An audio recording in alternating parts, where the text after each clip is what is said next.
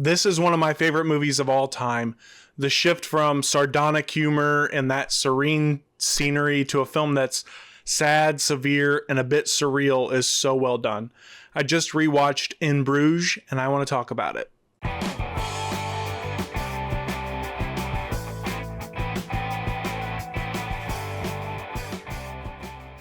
In Bruges follows two Irish hitmen, Ray and Ken, who are sent to the Belgian city of Bruges to lay low after a job in London goes wrong. Ray is young and impulsive and miserable about being stuck in what he considers to be a boring place. Ken is older, more patient, and he's open to accepting Bruges for its history and its beauty.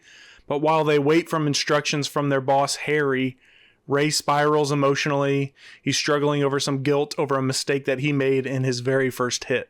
As they kill time, Ray wanders the city. He meets a local woman named Chloe. They begin building a relationship, but all this time he's becoming increasingly unstable. Ken, on the other hand, receives new orders from Harry that force him to make an impossible decision. Is he going to kill Ray for his mistake or try to help Ray escape? So there's this quiet waiting period that slowly transitions into violence. And then there's, some moral issues, some honor codes that must be reckoned with at the finale. Colin Farrell plays Ray, and he's profane, he's childish. He is funny, but he's also deeply broken.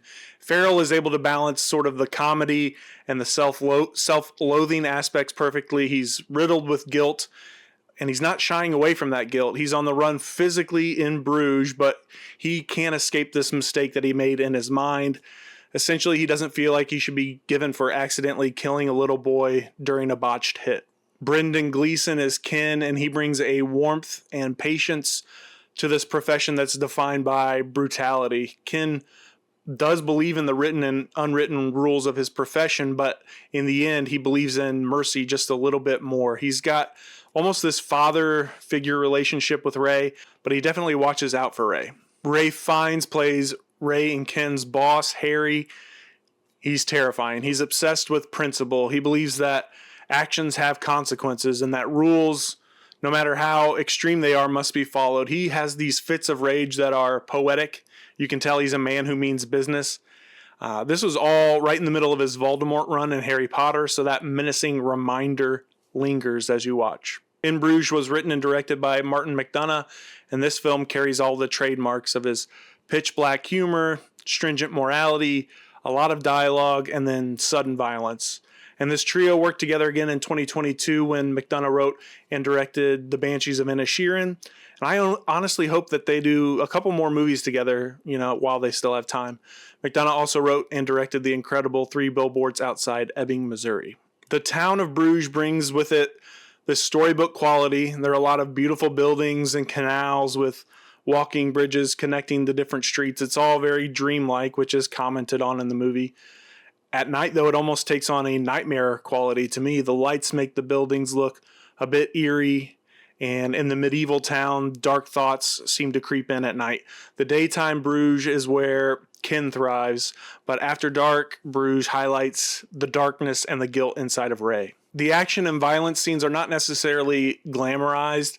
They are brutal and quick, kind of like violence often is in the real world.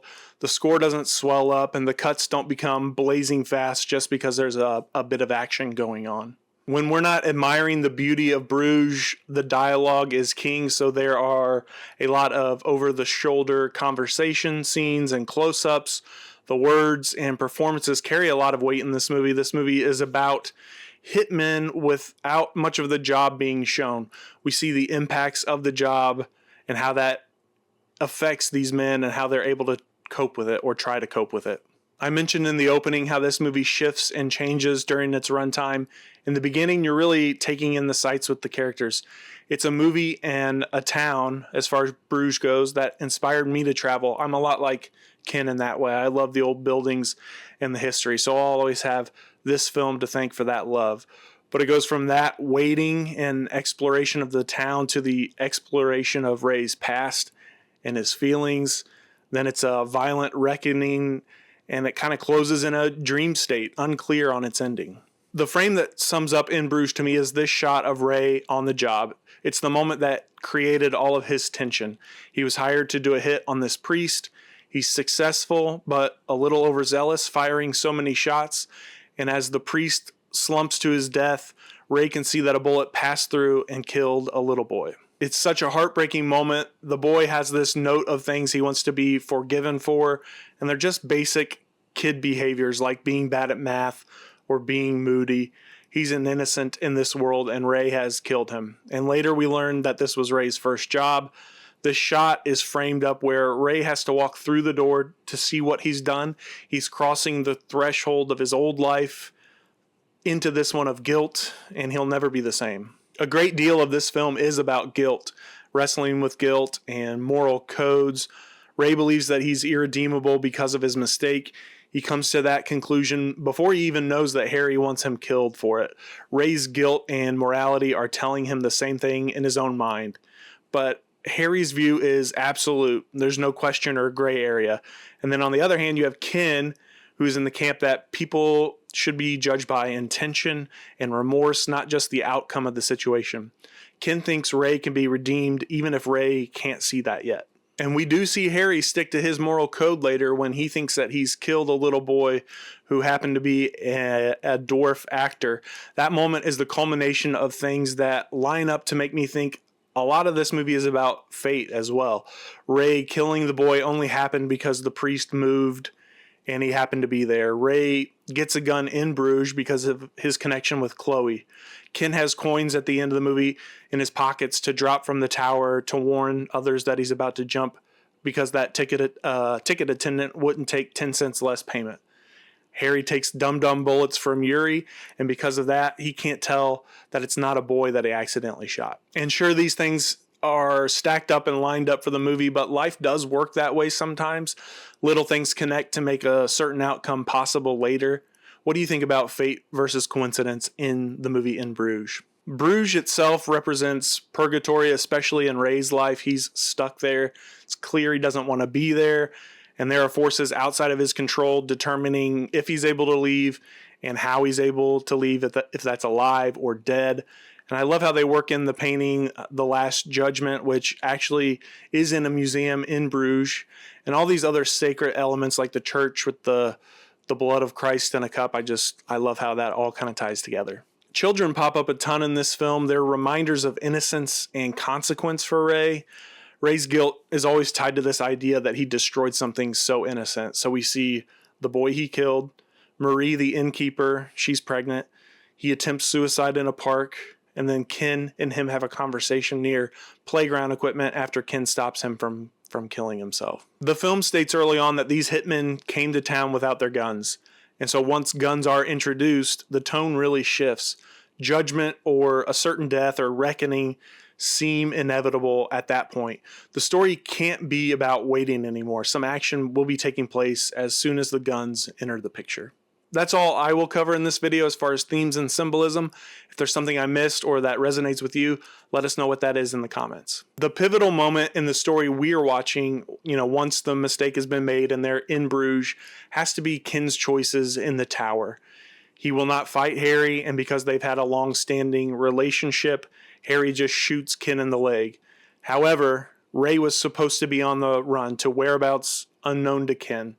But it turns out the police brought him back to Bruges because he had an altercation with a Canadian. He ended up punching him. Harry finds out Ray is back in Bruges. He thinks Ken lied, so he shoots him for dead this time. Ken summons all the strength he has to get to the top of the tower, sends some coins flying down to make people move at the bottom, and jumps his way to his death to warn Ray that Harry knows he's there and he's coming. It's a beautiful sacrifice, and the music is so great. On Raglan Road by the Dubliners with the apt line, "And I said let grief be a fallen leaf at the dawning of the day." That's Ken. The dream elements come back here too. There's this fog covering the town below as Ken looks down. He mentioned that fog and the fairy tale nature of the town to Harry on the phone earlier. Here it's kind of a sacred feeling, peace before he passes on. Just another great detail and consistent thread in this film. The humor is probably the one thing people may have trouble with today. It's intentionally dark. and often cruel. These characters are the underbelly of society, so they're no saints, and that shouldn't be surprising, but it can be to hear. They really go for it in some of their dialogue here. I have revisited this film many times since 2008, and initially I'm always scared it's not going to hold up. Maybe I worry that its value won't surpass those dark jokes in the beginning, but it always does. The back half of this movie just shines. It ends on a note of hope, and as someone who's been a bit glum much of my life, I love that. It instilled the wonder of new places in me, even though Ray wasn't impressed with Bruges. It's one of the great marriages of comedy and tragedy. It's one of my all-time favorites. That wraps it up for In Bruges. Thank you all so much for hanging out. Please like and subscribe if you enjoyed this video. I would really appreciate it. And if you're so inclined, check out the Patreon. I currently have it set up one low price for everything you see there, $3 a month, as we're building that community up. Thanks so much, movie lovers. See you next time.